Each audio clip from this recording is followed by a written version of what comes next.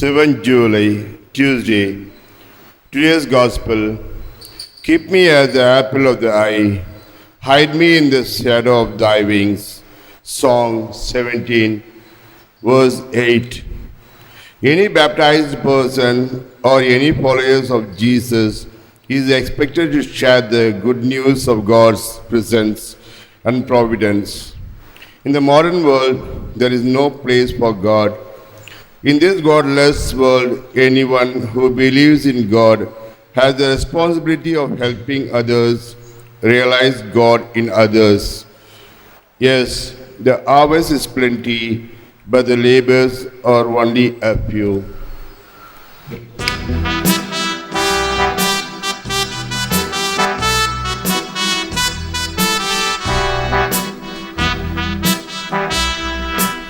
இறைவா, நான் உம்மை நோக்கி கூப்பிடுகின்றேன். ஏனெனில் நீர் எனக்கு பதில் அளிப்பீர். என் பக்கம் உம் செவியை திருப்பியருளும். என் விண்ணப்பத்திற்கு செவிசாய் தருளும். அவர்கள் உம் வியத்தகு பேரன்பை காண்பித்தருளும். உமது கண்ணின் மணி என்னை காத்தருளும். உம்முடைய சிறகுகளின் நிழலில் என்னை மூடிக்கொள்ளும். நானோ நேர்மேல் நிலைத்திருந்து உமது முகம் காண்பேன்.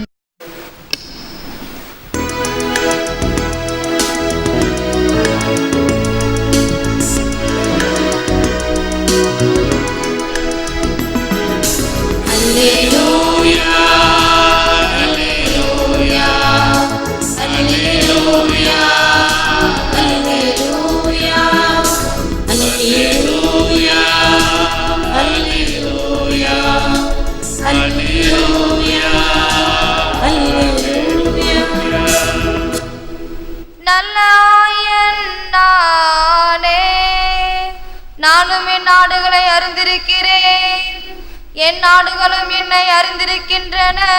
அல்லேலூயா. ஆண்டவர் உங்களோடு இருப்பாராக. புனித மத்தேயு எழுதிய நற்செய்தியிலிருந்து வாசகம். அக்காலத்தில் பேய் பிடித்து பேச்சிழந்த ஒருவரை சிலர் இயேசுவிடம் கொண்டு வந்தனர். பேயை அவர் ஓட்டியதும் பேச இயலாத அவர் பேசினார். மக்கள் கூட்டத்தினர் வியப்புற்று, இஸ்ரேலில் இப்படி ஒருபோதும் கண்டதில்லை என்றனர். ஆனால் பரிசேயர், இவன் பேய்களின் தலைவனை கொண்டு பேய்களை ஓட்டுகிறான் என்றனர். இயேசு நகர்கள் சிற்றூர்கள் எல்லாம் சுற்றி வந்தார். எங்கும் அவர்களுடைய தொழுகை கூடங்களில் கற்பித்தார். விண்ணரசை பற்றிய நற்செய்தியை பறைசாற்றினார். நோய் நொடிகள் அனைத்தையும் குணமாக்கினார். திரண்டிருந்த மக்களை அவர் கண்டபோது அவர்கள் மேல் பரிவு கொண்டார். அவர்கள் ஆயரில்லா ஆடுகளை போல அலைகழிக்கப்பட்டு சோர்ந்து காணப்பட்டார்கள். அப்பொழுது அவர் தம் சீடரை நோக்கி, அறுவடை மிகுதி, வேலையாட்களோ குறைவு. ஆகையால் தேவையான வேலையாட்களை தமது அறுவடைக்கு அனுப்பும்படி அறுவடையின் உரிமையாளரிடம் மன்றாடுங்கள் என்றார். இது கிறிஸ்து வழங்கும் வாழ்வு தரும் நற்செய்தி. கிறிஸ்துவே உமக்கு புகழ். The harvest is rich, but the laborers are few. அறுவடை மிகுதி, வேலையாட்களோ குறைவு. இயேசுவில் அன்பான சகோதர சகோதரி, அன்பான பிள்ளைகளே, அன்பான தொலைக்காட்சி விசுவாசிகளே, இந்த நற்செய்தி வசனத்தை படிக்கும் போதெல்லாம் எனக்கு 2 அனுபவங்கள் ஞாபகத்துக்கு வரும். ஒன்று, புரூனை நாட்டிற்கு தமிழ் மறையுரைக்காக சென்ற பொழுது அங்கு 3 வாரம் தங்கியிருந்தேன். அங்கு ஏராளமான கத்தோலிக்க கிறிஸ்தவர்கள், பல நாட்டினர். ஆனால் அவர்களுக்கு பணிவிடை செய்யக்கூடிய குருக்களோ 2 பேர் மட்டும்தான். அதுவும் ஒரு கோவில் தலைமையகத்திலிருந்து 100 கிலோமீட்டர் தூரத்தில் இருக்கின்ற இடம். நான் சென்ற பொழுது அந்த இருவரில் ஒருவர் ஒரு மேற்படிப்புக்காக ரோமைக்கு சென்று விட்டார். ஆக எஞ்சி இருப்பது ஒரே ஒரு குரு. நான் அங்கு ஒரு 3 வாரத்திற்கு சென்ற ஒரு விருந்தினர் குரு. அப்படி திருப்பலிகள் ஆற்றுக்கொண்டிருக்கும் பொழுது இங்கேயும் அங்கேயும் அந்த குருக்கள் அலைந்து கொண்டிருப்பார்கள். போக வேண்டும், வர வேண்டும். பிறகு மற்ற காரியங்களை இறை மக்கள் செய்தார்கள். திருப்பலி இல்லாத இடங்களிலே வார்த்தை வழிபாடு நடக்கும். நற்கருணை பெட்டியிலிருந்து யூக்கரிஸ்டிக் மினிஸ்டர்ஸ் என்று நற்கருணை கொடுக்கக்கூடியவர்கள் நியமித்து அவர்கள் நற்கருணையை எடுத்து கொடுப்பார்கள். திருப்பலி இருக்காது, இப்படி வழிபாடு நடக்கும். தினம் தினம் அந்த காலை வழிபாட்டில் மக்கள் எல்லாம் வந்து அந்த கட்டளை ஜெபம் சொல்வார்கள், தி ஆஃபீஸ் ஆஃப் ரீடிங்ஸ். ஒரு விசுவாசம் உள்ள ஒரு வைப்ரண்ட் கம்யூனிட்டி என்பதை பார்க்க முடிந்தது. ஆனால் குருக்கள் இல்லை. ஏனென்றால் அது ஒரு முஸ்லீம் அரசு. ஆகவே அங்கு பணி செய்த வேற்று நாட்டு குருக்களை, வெளிநாட்டு குருக்களை அனுப்பிவிட்டது. அதே போன்று வேற்று நாட்டு சகோதரிகள், சிஸ்டர்ஸ், அவர்களையும் நாட்டை விட்டு அனுப்பிவிட்டது. அவர்கள் சொன்னது, நீங்கள் உங்கள் மக்களிடமிருந்தே இப்படி பணியாளர்களை உருவாக்குங்கள் என்ற பொழுது தினம் தினம் வழிபாட்டில் அவர்கள் இந்த கருத்தை வைத்து ஜெபிப்பார்கள். அறுவடை மிகுதி, வேலையாட்களோ குறைவு, அறுவடையின் ஆண்டவரே எங்களுக்கு பணியாட்களை அனுப்பும் என்ற மன்றாட்டு எல்லா வழிபாடுகளிலும் ஆத்மார்த்த விதமாக ஜெபிப்பார்கள். பிறகு அங்கேயே 2 குருக்கள் உருவானார்கள். அதில் ஒருவர் நான் சென்ற பொழுது விகார் அப்போஸ்டலிக்காக இருந்து பிறகு ஆயர் பட்டம் பெற்று இருக்கிறார். மொத்தம் 3 பேர், அதில் ஒருத்தர் பிஷப். வேலையாட்கள் குறைவு. ஒரு அனுபவம். 2வது அனுபவம், ஆஸ்திரேலியா நாட்டில் சென்ற பொழுது ஒரு தூர இடத்திற்கு நான் திருப்பலி வைக்க சென்றேன். அங்கு பங்கு தந்தை இல்லை, ஒரு சகோதரி தான் அந்த பங்கை வழிநடத்தி கொண்டிருக்கிறார். திருப்பலி வேண்டுமா, எங்கேயாவது ஃபோன் செய்து யாரையாவது அருகில் இருக்கக்கூடிய குருக்களை அழைத்து ஞாயிறு திருப்பலியை வைப்பதே சிரமமானது. ஆக மற்ற அருட்சாதனங்கள் எல்லாம் இந்த சகோதரியால் கொடுக்கப்பட்டது, திருப்பலியும் பாவ சங்கீதத்தையும் தவிர. அப்படி இருந்த பொழுது என்னை அவர்கள் கேட்டார்கள், ஃபாதர், அருகில் ஒரு கோவில் இருக்கிறது, அங்கு ஒரு சிறிய கிராமத்தை போல ஏறக்குறைய ஒரு 40 குடும்பங்கள் இருக்கிறார்கள், அங்கு திருப்பலி வைத்து 13 மாதங்கள் ஆகின்றன. ஆகவே அங்கு ஒரு திருப்பலி வேண்டும் என்று ஆசைக்கின்றார்கள், உங்களால் முடியுமா? தாராளமாக. உடனே நான் அங்கு ஞாயிறு பங்கு தளத்தில் திருப்பலி வைத்துவிட்டு அந்த கிராமத்திற்கு அழைத்து சென்றார்கள். மக்கள் எல்லாம் கூடி நின்று மகிழ்ச்சியாக வரவேற்றார்கள். 13 மாதங்கள் கழித்து அவருடைய ஆலயத்தில் திருப்பலி, ஆலயத்தை எல்லாம் சுத்தம் செய்து, வழிகளை எல்லாம் சுத்தம் செய்து அது காத்து கொண்டிருந்தார்கள்.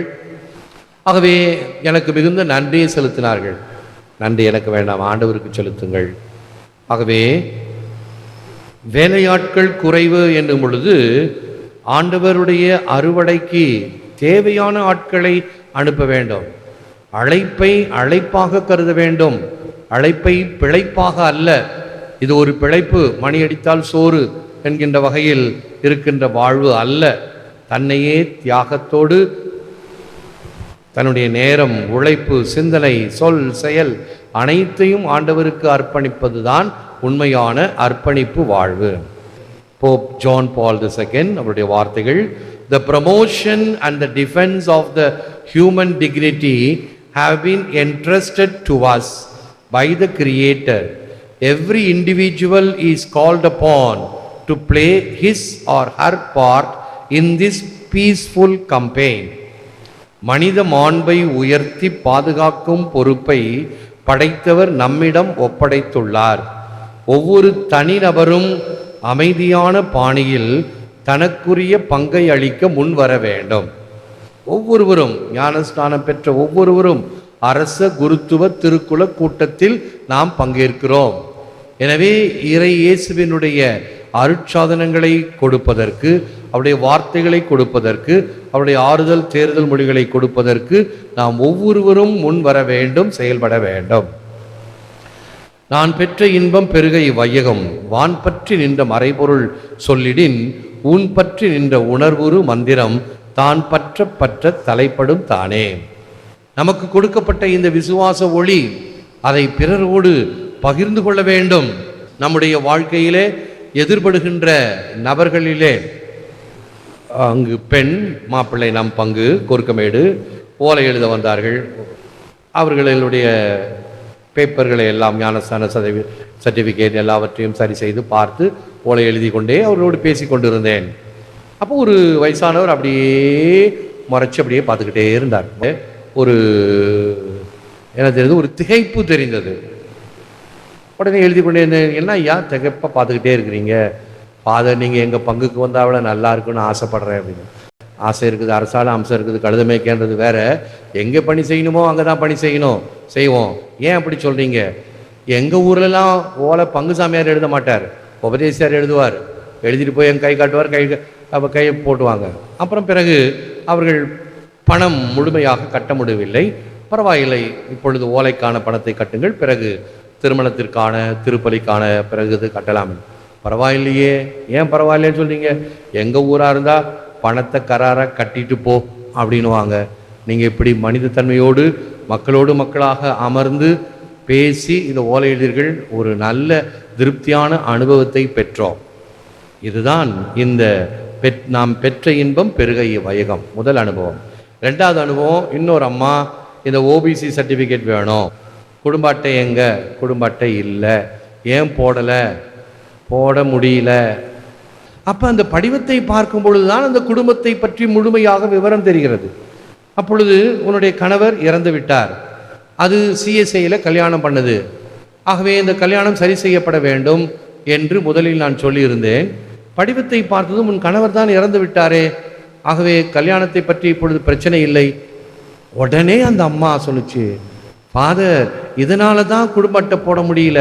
முன்னாடி நான் கேட்டேன், அதுங்க போய் சர்டிஃபிகேட் வாங்கிட்டு வா, இங்கே போய் சர்டிஃபிகேட் வாங்கிட்டு வா அப்படின்னாங்க, நான் எப்படி அலையிறது இப்படின்னு சொல்லியிருந்தா நான் உடனே போட்டிருப்பேனே ஃபாதர். அதாவது பிற சபைகளில் திருமணம் செய்திருந்தால் அது செல்லாது, ஞானஸ்தானம் மட்டும்தான் செல்லும். மற்ற அருட்சாதனங்கள் எல்லாம் கத்தோலிக்க திருச்சபையிலே வாங்க வேண்டும். உன்னுடைய பிள்ளைங்கள்லாம் வாங்கியிருக்கிறாங்க. நீ ஒருவேளை இந்த திருமணம் பெறாமல் இருந்தால், இப்போது கணவர் இறந்து விட்டார், ஆகவே அந்த பந்தம் இல்லை, இனி பிரச்சனை இல்லை, உடனே நான் போடுறதுக்கு ஏற்பாடு செய்கிறேன். அப்போ அந்த பெரிய பையனுடைய ஞானஸ்தான தேதி இல்லை, புதுநன்மை தேதி இல்லை, இங்கே தான் ஃபாதர் வாங்கினான். அப்போ அவன் பையனை அனுப்பு, படித்த பையன் தானே அனுப்பு. எங்கள் கம்ப்யூட்டரில் தேடி பார்த்தோம், இல்லை, ரிஜிஸ்டரில் அவனே தேடி பார்க்கட்டும், எடுத்து தேதிகளை குறிக்கட்டும். அப்படி இல்லை என்றால் மாற்று ஏற்பாடு செய்ய வேண்டும். அந்த அம்மாவுக்கு சர்டிஃபிகேட் கொடுத்து அனுப்பினேன், குடும்ப அட்டை இல்லை, சந்தா கட்டவில்லை, ஆனால் திருப்தியாக சென்றது. மக்களுக்கு வழி நடத்த வேண்டும், ஆனால் அதே சமயத்தில் இரக்கம் கொண்டவர்களாகவும் இருக்க வேண்டும். ஆண்டவர் இயேசுவினுடைய பணி அப்படித்தான் இருந்தது. அவர் பாவங்களை மன்னிக்கும் பொழுது ஏன் இந்த பரிசேயர்களுக்கு கோபம் தெரியுமா? என்ன குற்றச்சாட்டு இன்னைக்கு நற்செய்தியில் வரும்? பீல்சபூல் என்ற பேய்களின் தலைவனை கொண்டு இவன் பேய் ஓட்டுகிறான். பேய் பிடித்தல், நோய் நொடி, இதெல்லாம் ஒருவருடைய பாவங்களுக்கு இறைவன் கொடுக்கின்ற தண்டனை. இவன் யார் அதெல்லாம் போக்குறதுக்கு? இறைவன் தான் கொடுக்கணும் என்று இயேசுவின் மீது இடரல் பட்டார்கள். இயேசுவினுடைய பாணி என்ன? நோய் நாடி, நோய் முதல் நாடி, எது இதற்கு காரணமோ அதை அவர் எடுக்கின்றார். இந்த தூண்டிலிருந்து அவர்களை விடுவிக்கின்றார். அதைத்தான் இயேசு செய்கின்றார். அதை நமக்கு மறுபடியும் கொடுக்கும் பொழுது அவர் கூறுகின்ற வார்த்தைகள், I have no hands but your hands to reach out to the needy. I have no feet but your feet to take me into your world. தேவையுள்ளவரை தொட எனது கரங்களை தவிர்த்து, உனது கரங்களை தவிர்த்து எனக்கு வேறில்லை. உனது உலகுக்கு என்னை இட்டு செல்ல உனது கால்களை தவிர்த்து எனக்கு வேறில்லை.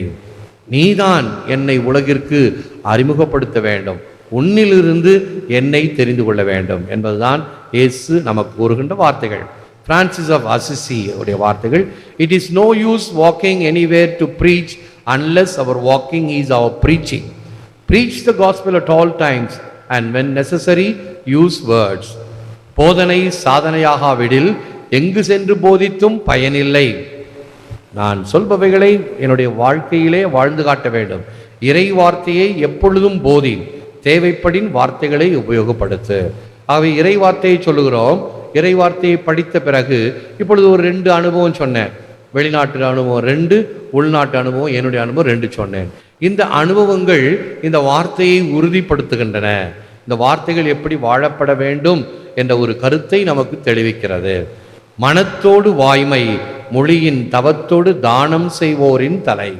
ஆகவே அந்த மனத்துக்கண் மாசிலனாக இருத்தலும், வாய்மை என்பது எந்தவித பொய், பித்தலாட்டம், உள்ளொன்று வைத்து புறமொன்று பேசுதல், பிறருக்கு குழிபறித்தல், நயவஞ்சகம், துரோகம், இதெல்லாம் முதல் வாசகத்தில் படிக்க கேட்போம். இறைவனுக்கு துரோகம் செய்தல், இவைகள் எல்லாம் நமக்கு தீவினையை தான் தரும், சாபத்தை தான் தரும். எனவே இந்த பின்னணியில் ஜெபிப்போம், முழந்தாள் இருப்போம். God our Father, we thank you for the harvest of salvation which Christ won for us by his dedication to the mission you gave him. தந்தையாம் இறைவா, உம் திருமகன் இயேசு கிறிஸ்து உம் சித்தத்தின்படி அன்பின் நிமித்தமாய் தகுதியற்ற எங்களுக்கு அவர் கொணர்ந்த மீட்பு என்னும் அறுவடைக்காக உமக்கு கோடான கோடி இறைவா. அன்பர்களே, ஒவ்வொரு வீடியோவின் கீழும் மறையுரை விளக்கங்கள் உள்ளன. படித்து பயன்பெறுங்கள். நன்றி, வணக்கம்.